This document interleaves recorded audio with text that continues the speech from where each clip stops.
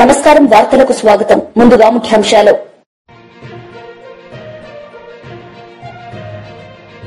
నేరేడ్ కు ప్రాపర్టీ షోలో పాల్గొన్న సీఎం చంద్రబాబు నాయుడు ఈ సందర్భంగా ప్రసంగం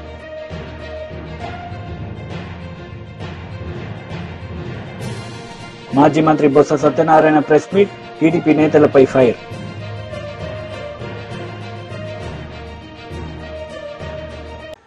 గుంటూరులో నేరేడ్ కో ప్రాపర్టీ షోలో సీఎం చంద్రబాబు నాయుడు పాల్గొన్నారు. ఈ సందర్భంగా ఆయన ప్రసంగించారు. తీసుకునే హక్కు ఈ ప్రభుత్వం మీకు ఇచ్చిందని చెప్పి కూడా నేను మీకు తెలియజేస్తున్నా. ఈరోజు ఇక్కడ చూసినప్పుడు ఈ సంస్థ కూడా 1995లో ఏర్పాటైంది. ఆ సంవత్సరం నేను హైదరాబాద్లో మొట్టమొదటిసారిగా ముఖ్యమంత్రిగా నిర్మాణ రంగాన్ని కూడా ప్రారంభించాం, డెవలప్మెంట్ స్టార్ట్ చేశాం. అక్కడి నుంచి అంచెలంచెలుగా పెరిగింది. ఈరోజు ఇంకొక పక్కన మనం చూస్తే రియల్ ఎస్టేట్ రంగం 7.3% ఈరోజు జీడిపిలో ఉంది. ఇది 2047కి 20% పెరుగుతుందని, $5.8 ట్రిలియన్ ఆర్జిస్తుందని చెప్పి కూడా ఒక ఎస్టిమేట్ తయారు చేశారు. ఒక విషయం మనం గుర్తుపెట్టుకుంటే అన్ని రంగాలు అభివృద్ధి చేస్తే అల్టిమేట్గా ప్రజల జీవన ప్రమాణాలు పెరగాలంటే నిరంతరం నిర్మాణ రంగం అభివృద్ధి అవుతూనే ఉంటుంది. ఒక ఇల్లు కడతాం, డబ్బులు వస్తాయి, మళ్ళా కొట్టేసి ఒక ఇల్లు కట్టే పరిస్థితికి వస్తారు. అంటే ఎవరైనా సరే ఈ సివిలైజ్డ్ వరల్డ్లో, ఒక నాగరిక ప్రపంచంలో నిర్మాణం అనేది కంటిన్యూగా జరుగుతుంది. ఏ సొసైటీ అయితే బాగా అభివృద్ధి అవుతుందో అక్కడ ఈ డెవలప్మెంట్ అనేది అనునిత్యం కూడా ముందుకు పోయే పరిస్థితి వస్తుంది. ఈరోజు ఇక్కడ చూస్తే నేరేడ్కో కూడా ఒక పక్క క్రీడా ఉన్నారు, ఒక పక్క క్రీడా ఉంది, ఇంకో పక్క నేరేడ్కో ఉంది. మీరిద్దరు కూడా బ్రహ్మాండంగా పనిచేస్తున్నారు. ఇద్దరూ కలిసి ఎప్పటికప్పుడు నిర్మాణ రంగాన్ని అభివృద్ధి చేయడానికి మీరు ముందుకు రండి. మీరే కాకుండా చిన్న ఆర్గనైజేషన్స్ వాళ్ళు కూడా కోరుతున్నా. ఈ ప్రభుత్వం మీకు అండగా ఉంటాం, ట్రాన్స్పరెంట్గా ఉంటాం, రియల్ టైంలో మీ సమస్యల పరిష్కారం చేయడానికి మేము ముందుంటామని చెప్పి కూడా మీ అందరికీ హామీ ఇస్తున్నా. ఇదే కాకుండా ఈరోజు నారాయణ గారు చెప్పారు, అమరావతిగానే అభివృద్ధి అయి ఉంటే ఇప్పటికి ఈ ప్రాంతం అంతా కూడా నిలదొక్కునేది. ఒక అమరావతిని పూర్తిగా నిర్వీర్యం చేసి రాష్ట్రంలో నిర్మాణ రంగం అనేది నిలదొక్కోకుండా చేసే పరిస్థితికి వచ్చారు.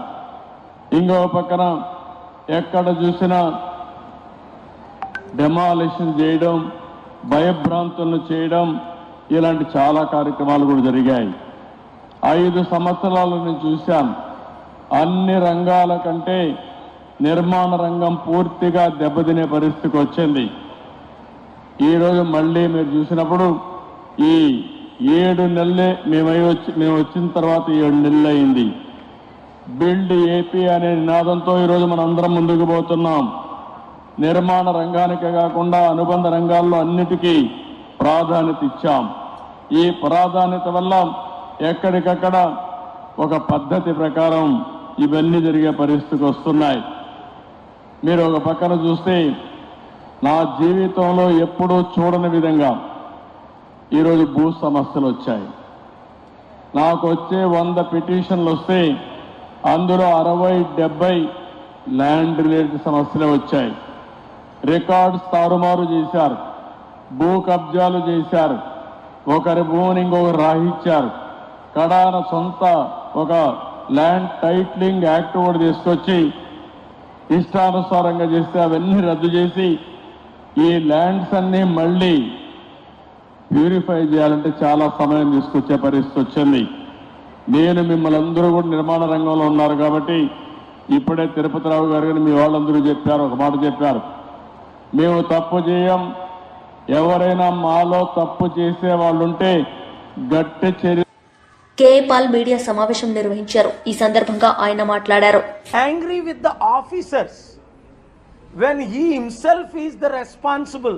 He is forgetting that he is the Chief Minister of Andhra Pradesh today. 6 people, devotees, are dead in the last 24 hours. While he was busy in political rally organized by himself, Pavan Kalyan, and Prime Minister. This is not the first time or second time or third time. Let me remind the people of North. In 2019 during Puskaralu, he made a stunt.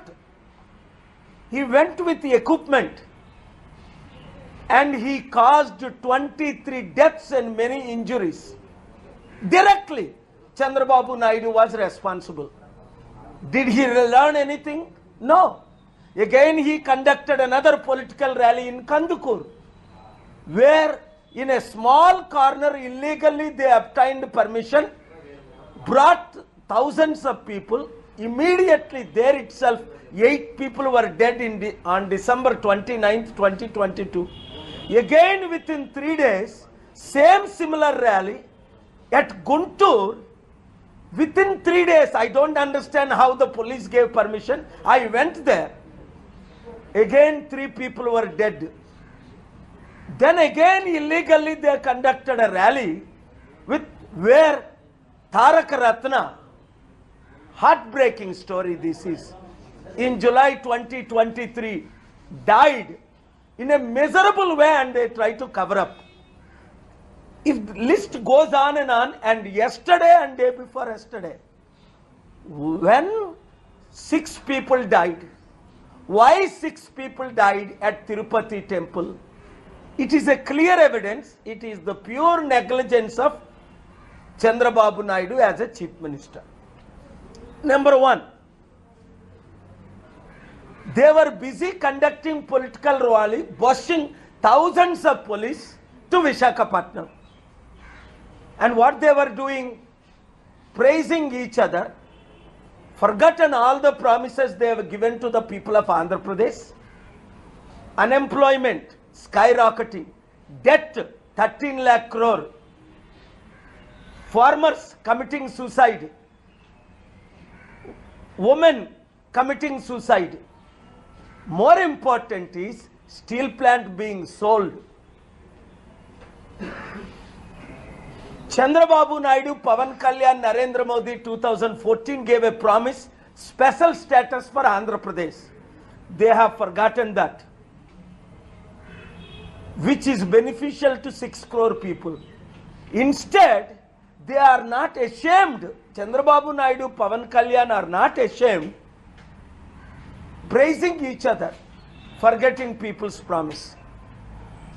Wherever Chandrababu Naidu, death is following. Does he need to be a politician at age 75?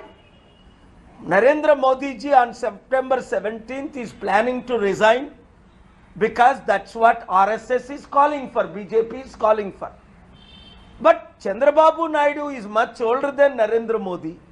When Supreme Court judges are not allowed after age 62 to 65, smartest people in India are IAS, IPS, IRS, IFS are not allowed after 62. Why these politician old guys should continue after 75? Are they not ashamed?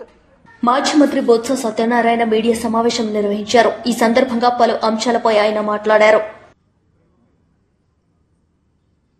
తిరుపతిలో జరిగిన ప్రభుత్వ అసమర్థత వలన, నిర్లక్ష్యం వలన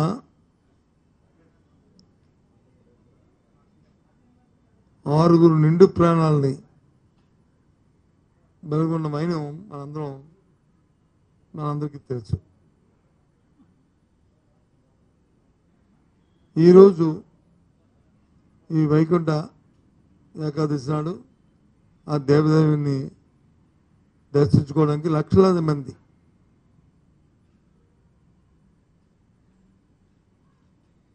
ఈ సృష్టి పుట్టిన దగ్గర నుంచి కూడా ఇప్పుడు వెళ్తున్న నేపథ్యం, సందర్భం, ఎప్పుడు ఇలాంటి సంఘటనలు జరగలే. ప్రజాస్వామ్యం వచ్చిన తర్వాత ఎన్నో ప్రభుత్వాలు వచ్చాయి. ఎప్పుడు కూడా ఇలాంటి సంఘటన జరగలే. కేవలం మానవ తప్పిదనం వల్ల, ప్రభుత్వ నిర్లక్ష్యం వల్ల,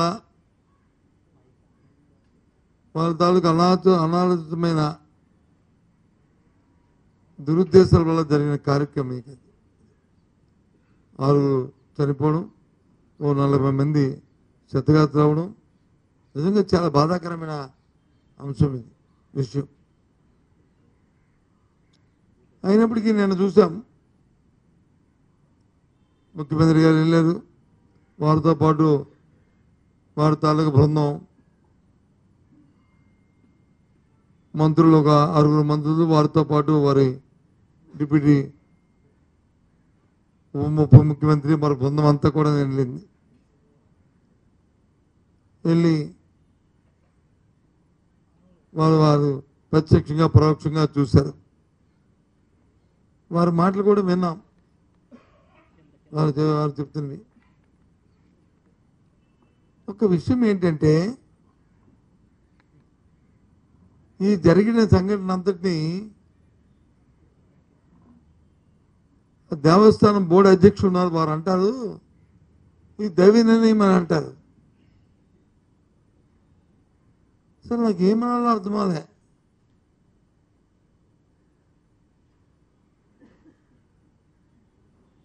ఇది హైందవ ధర్మంలో ఇది ఏ రకంగా దీన్ని అనుసరిస్తామో, దీన్ని ఎలా సమర్థించుకుంటామో అసలు ఆలోచించవలసిన అవసరం ఉంది. అది నిర్లక్ష్యమా,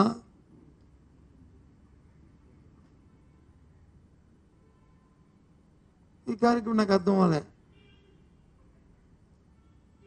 అసలు నేను సూటిగా ఈ ప్రభుత్వాన్ని ప్రశ్నిస్తున్నాను.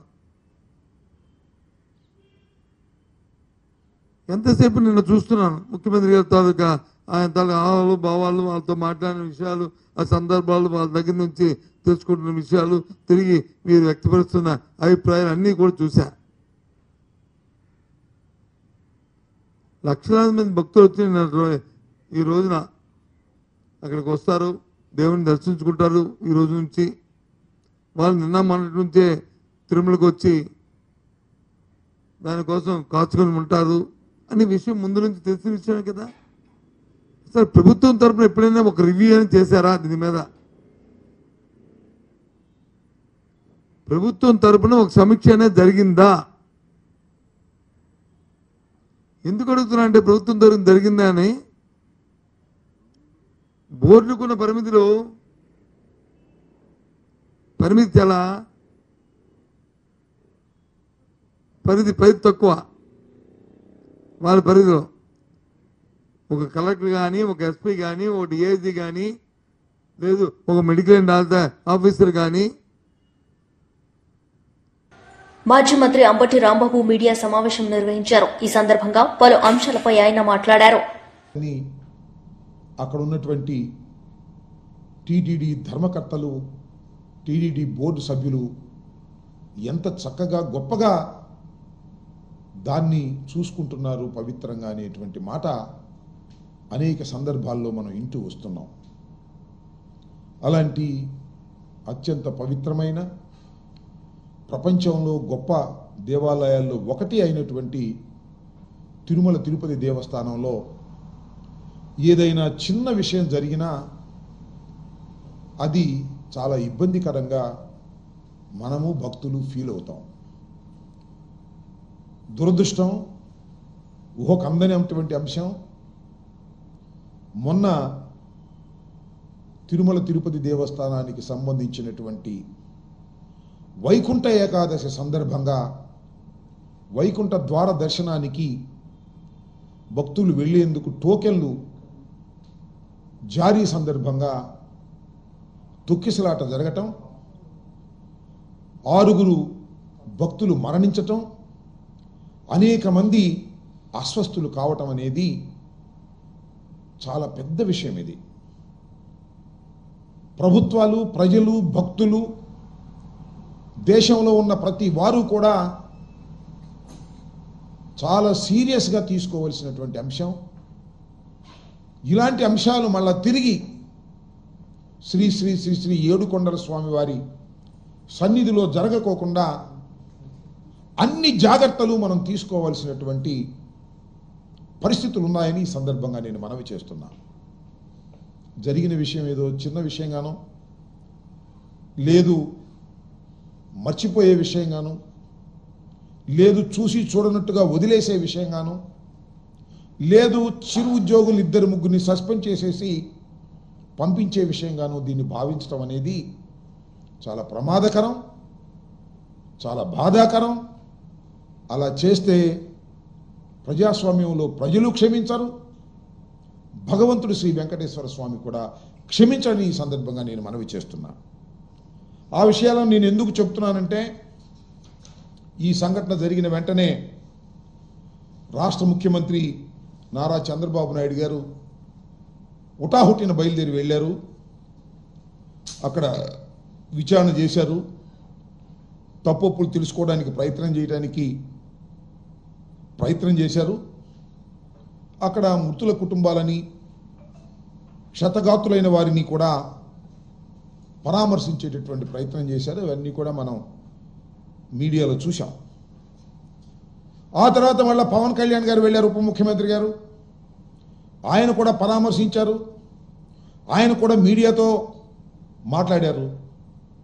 తరువాత ప్రధాన ప్రతిపక్ష నాయకులైనటువంటి జగన్మోహన్ రెడ్డి గారు కూడా ఆ తర్వాత వెళ్ళారు. అక్కడ పరామర్శించి పలకరించి వచ్చారు. ఎవరి స్టేట్మెంట్స్ వారు ఇచ్చారు. ఫైనల్గా చంద్రబాబు నాయుడు గారు ఆయన ప్రకటించింది ఏమిటంటే, ఇద్దరిని బాధ్యుల్ని చేస్తూ డిఎస్పి రమణ కుమార్ అని ఒక డిఎస్పిని, గోశాల డైరెక్టర్ హరినాథ్ రెడ్డిని, వీళ్ళిద్దరిని ఈ సంఘటనకి బాధ్యులు అని చెప్పి ఇద్దరిని సస్పెండ్ చేశారు. సరే, కొన్ని పత్రికలు రాశాయి, వారికి సంబంధించిన పత్రికలు అద్భుతంగా స్పందించారు, తక్షణమే యాక్షన్ తీసుకున్నారు. ఇద్దరిని బీజేపీ లీడర్ మీడియా సమావేశం నిర్వహించారు. ఈ సందర్భంగా ఆయన మాట్లాడారు. ఈ ప్రభుత్వం ఇష్యూస్ అన్నిటి కూడా లాస్ట్ ప్రభుత్వం 10 సంవత్సరాలు, ఈ సంవత్సరం లాస్ట్ 1 year నుంచి కూడా టీచర్ల విషయంలో ఎవరు ఒక ఇష్యూను కూడా సార్ట్అవుట్ చేయకుండా అన్ని పెండింగ్ పెట్టారు. అవన్నిటి మీద మనము పోరాటం చేసి వాళ్ళకి సొల్యూషన్ వచ్చే విధంగా సెంట్రల్ గవర్నమెంట్ తరఫున ప్రెషర్ తీసుకొచ్చి ఇక్కడ కిషన్ రెడ్డి గారి నాయకత్వం కానీ, బండి సంజయ్ గారి నాయకత్వంతో వాళ్ళ సపోర్ట్ తీసుకొని స్టేట్ గవర్నమెంట్ కూడా పర్సూ చేసి ఆ ఇష్యూస్ను ఒక్కొక్కటి ఏ విధంగా రిజాల్వ్ చేయాలనేది మెయిన్ ఉద్దేశము. ఇప్పటికే చాలామంది టీచర్లందరితో కూడా మాట్లాడుతున్నాము. చాలామంది అందరూ సపోర్టు చేయడానికి రెడీగా ఉన్నారు. నేను నా వంతుగా 94 నుంచి విద్యా సంస్థను నడుపుతున్నాము. ఒక 6,000 టీచర్స్ మా దగ్గర పనిచేస్తున్నారు. టీచర్స్కు ఏ విధంగా సమస్యలు ఉంటాయి, ప్రైవేట్ టీచర్లు అయినా గవర్నమెంట్ టీచర్లు అయినా సమస్యలు ఆల్మోస్ట్ ఒకటే ఉంటాయి. తర్వాత విద్యార్థులకు ఏ విధంగా వాళ్ళ ఇష్యూస్, పేరెంట్స్ ఇష్యూస్, నాకు లాస్ట్ 40 years నుంచి ఒక అండర్స్టాండింగ్ ఉంది. ఈ అండర్స్టాండింగ్ను ముందుకు పెట్టుకొని ఆ ఇష్యూస్ అన్నిటినీ ఏ విధంగా మంచి స్టూడెంట్స్ను తయారు చేస్తూ వారికి సంబంధించిన టీచర్లందరికీ వాళ్ళ సమస్యలు ఒక్కొక్కటి పరిష్కరిస్తూ వాళ్ళు అంత పెద్ద సేవ చేస్తారు. టీచర్స్ అనేటోళ్ళు మన ఏ కంట్రీకి పోయినా, ఏ రాష్ట్రానికి పోయినా, ఎక్కడికి పోయినా మనందరికీ మన టీచర్సే ఒక ఎగ్జాంపుల్. టీచర్స్ లేనిది మనకు ఒక విద్య రాదు, విద్య లేనిది మనం ఏం చేయలేము.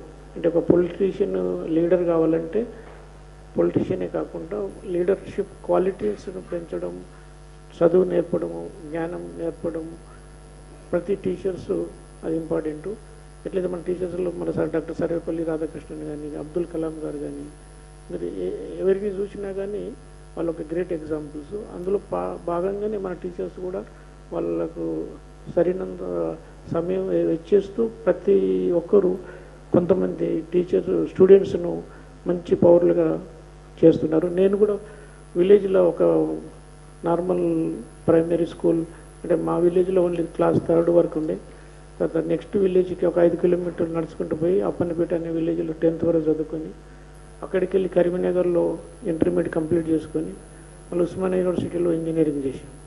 బట్ ఈ స్టూడెంట్స్ లైఫ్లో ఏ విధంగా విలేజ్లలో కష్టపడతారు అవన్నీ వాళ్ళ ప్రాబ్లమ్స్ అన్నీ తెలుసు.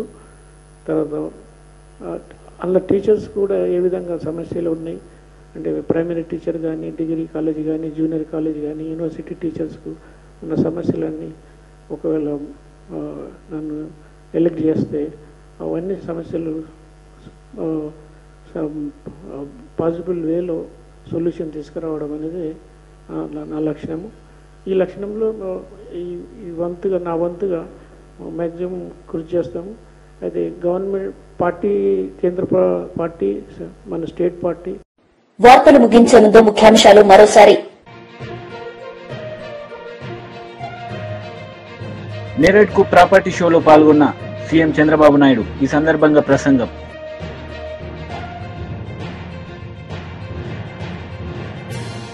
మాజీ మంత్రి Botsa Satyanarayana press meet. TDP నేతలపై ఫైర్.